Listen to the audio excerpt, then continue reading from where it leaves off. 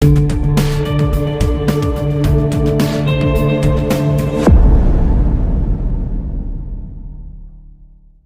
seorang manusia lahir di bumi dari bayi, anak-anak, remaja dan menjadi dewasa kecenderungannya adalah lebih suka menerima daripada memberi. Namun berbicara kekristenan, teladan yang baik dari Sang Guru Agung mengajarkan bahwa untuk menjadi yang terbesar seseorang harus belajar melayani bukan dilayani. Markus 10 ayat 44-45.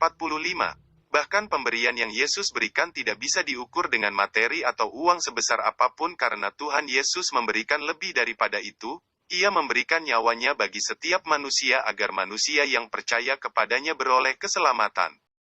Cara hidup yang Tuhan Yesus ajarkan kepada murid-muridnya kita lihat dalam cara hidup gereja mula-mula dalam Kisah Para Rasul. Tuhan Yesus dalam perjalanan pelayanannya selalu memberikan pertolongan kepada orang-orang yang membutuhkan pertolongan. Dalam Lukas pasal 4 ayat 38-39, Tuhan Yesus menyembuhkan ibu mertua Petrus yang sakit demam keras. Juga dalam Lukas 7 ayat 3-5 Tuhan Yesus menyembuhkan hamba seorang perwiraat di Kapernaum atas permintaan tua-tua Yahudi yang memohon kepadanya.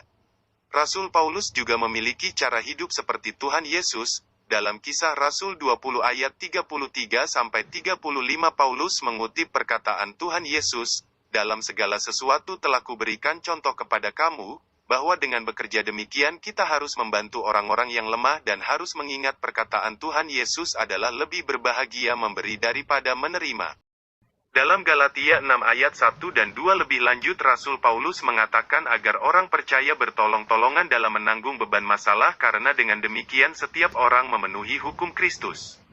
Memberikan pertolongan atau bantuan kepada orang-orang yang membutuhkan merupakan gaya hidup yang harus dimiliki oleh setiap orang percaya. Selain memberi pertolongan atau bantuan, dalam hidup manusia pastilah akan terjadi siklus suka maupun duka. Selama masih tinggal di dunia pastilah akan memiliki pergumulan dan masalah. Roma 12 ayat 15 berkata, "Bersukacitalah dengan orang yang bersukacita, dan menangislah dengan orang yang menangis." Filipi 2 ayat 1-4 bagian akhir berkata, "Sebaliknya hendaklah dengan rendah hati yang seorang menganggap yang lain lebih utama daripada dirinya sendiri, dan janganlah tiap-tiap orang hanya memperhatikan kepentingan sendiri, tetapi kepentingan orang lain juga." Memberi tak pernah lepas dari motivasi dalam hati. Iman kita harus menjadi dasar dalam memberi. Kita memberi bukan untuk mendapatkan timbal balik, tetapi dari rasa syukur yang melimpah dari hati kita. Oleh sebab itu, kita tidak akan khawatir bila dasar dalam memberi kita benar karena tidak mengharapkan lagi untuk mendapatkan timbal balik atau tidak. Memberi berasal juga dari sikap hidup yang murah hati. Tanpa kemurahan hati, kita tidak akan memiliki beban untuk dapat melakukan segala bentuk pemberian. Sekalipun dapat melakukan pemberian, tetapi tanpa sikap yang murah hati, segala pemberian hanya akan dilakukan dengan bersungut-sungut. Matius 5 ayat 7 berkata, "Berbahagialah orang yang murah hatinya, karena mereka akan beroleh kemurahan."